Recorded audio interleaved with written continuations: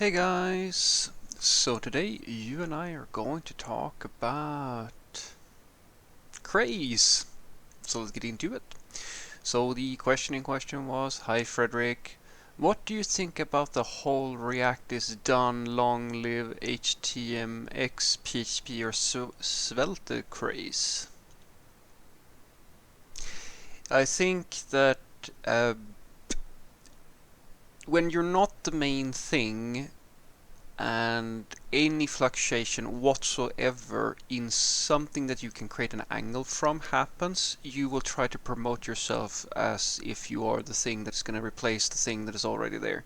Ask all the Java developers how many times they've heard that Java is dying or it's over or so forth and so forth, and you sort of start like just tuning it out at some point because it's no different from any arena where popularity is the thing that matters. You promote yourself as if you're the big next thing, or you try to find a narrative that enhances your good qualities and diminishes the opponents or like your competitions.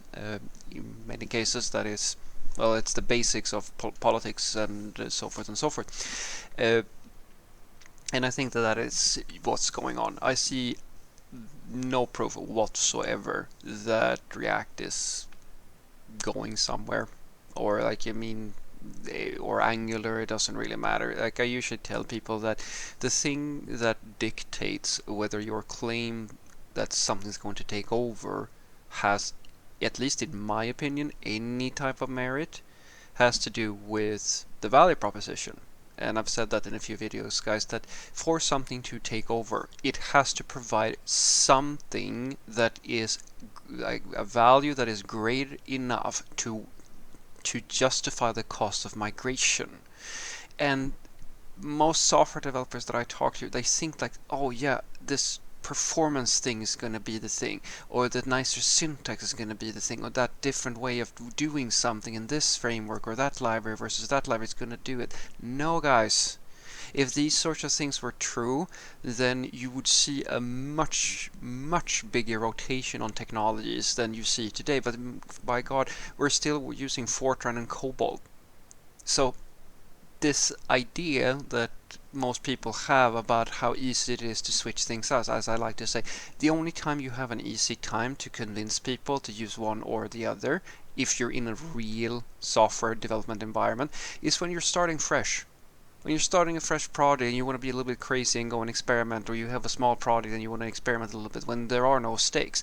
For the larger systems, when you have like tons and tons and tons and tons of projects and people involved and different teams that use the same tooling, or you have legacy, or you have gigantic code bases, it's not a done deal to just say, hey, we're going to go over to this little library over here, we're going to switch that out, because it's a significant investment practically every single time. And so if you want to debate these things at a level which I think is a little bit pathetic, if you ask me personally, that this is a debate, or like that people talk about it as it's a given, like, yeah, sure, like you can say that it's I don't know, Svelte is going to take over, and you base that on what, like how many stars it has on GitHub? Well, okay, cool, that's your measurement of taking over. I measure by how many companies and serious places of work are using it, not hobby projects, not likes on some messaging like social media hybrid type of thing, not popularity on YouTube or so forth. I base it on people who are actually fucking using it for professional reasons, that their livelihood depends on it. And if you look at those numbers, it's actually very easy to just know if something's taking over. Do a very simple search on the job postings. That will be a more accurate number than anything else that you can give me, in my opinion, at the very least. That will tell you how many people are actually hiring for this thing, and so forth and so forth. And so what I'm saying basically is that, at least in front end, if we're talking, because we're talking about React in this case, but it's true for basically, I argue, for any area of software development. As I said, if you're going to take over, you have to give us something that means that unless we have that thing, it hinders our competitive edge.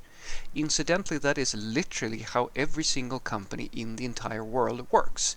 They are always on the lookout for things that can either enhance or hinder their competitive edge. That's why people like large companies buy startups and smaller companies, because they have something that might be a threat, or maybe that's going to give you this larger company something. And that is how business is done in the real world, guys. It's the same thing with our tooling.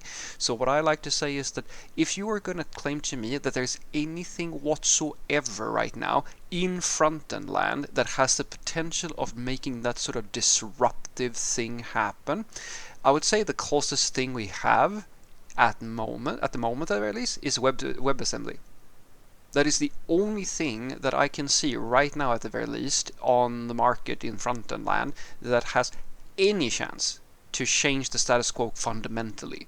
There are definitely always going to be like fluctuations in popularity, and certain regions favor some tools versus others because of the reasons I talked about. Usually what happens is that in the beginning of things you invest in something that is popular, or something that software developers like for the moment, and then you live with legacy for a million years because they made the wrong bet. But that's usually not the norm once you have established a foundation on some piece of technology. As I said, you really have to motivate it if you're going to make a switch, because it's easy to get something in, as I like to say. It's a lot harder to change it. So what I want you to take away from this is that no, I give no attention usually to the clickbaity, oh, this is going to take over, or this is going to do this and so forth, because at this point, like, honest to God, I don't want to sound too arrogant here, but I feel that in many cases I might know the ecosystem better than the people who are making the content, because I cannot imagine someone who is a serious software developer who has worked for many years, jumped around in different companies, or like if you're only working in that one company, sure, then your perspective might change. But I've been working, guys, in like tons and tons and tons of different companies at different levels, startups, agencies, large corporations, and so forth. I've seen, I would like to say, quite a bit. And I tell you, people don't just change every single aspect of the way that they do work on a dime. There's tons of office politics and cost involved, and persuading POs and so forth and so forth. Like, there's tons of this stuff, guys. And I always see the same thing. The people who have almost the lowest relevance are always the people who claim that they're going to take over, or like this is actually the good thing. Like, you want to talk to people who are struggling to become relevant, look at the Haskell people. I don't know how many tech talks I've seen about Haskell is relevant in production and things like that, and I go, sure, I'm sure it is. I don't dismiss any of these technologies. I'm sure they're great tools. Some of them I actually use, even though I know it's not the flavor of the month. Like, if you ask me personally, I think we should remove React and all of this sort of stuff and just work with web components. That's my personal opinion, but I'm not so naive and sort of like unprofessional as to go and say that, you know what, we're going to bet on this thing that probably is going to hinder our productivity a little bit, because it's less likely that people will be able to adopt it. Their community around React in this case is gigantic. There's tons of investment into it. There's tons of learning resources, all of these sorts of benefits. And that's the thing that you should be doing if you're a really serious software developer. You should be looking at all the factors, like what is the impact, the total impact of picking one tool over another. And when you make that analysis, subjective tiny things like nicer syntax and small like improvements in certain performance and things like that are very rarely arguments that are strong enough to make that fundamental change happen at scale. Because remember, guys, for every single little tool that you love and think is going to be the next thing, there's a million other people who have their tiny little tool that has the same claim. Have a great day.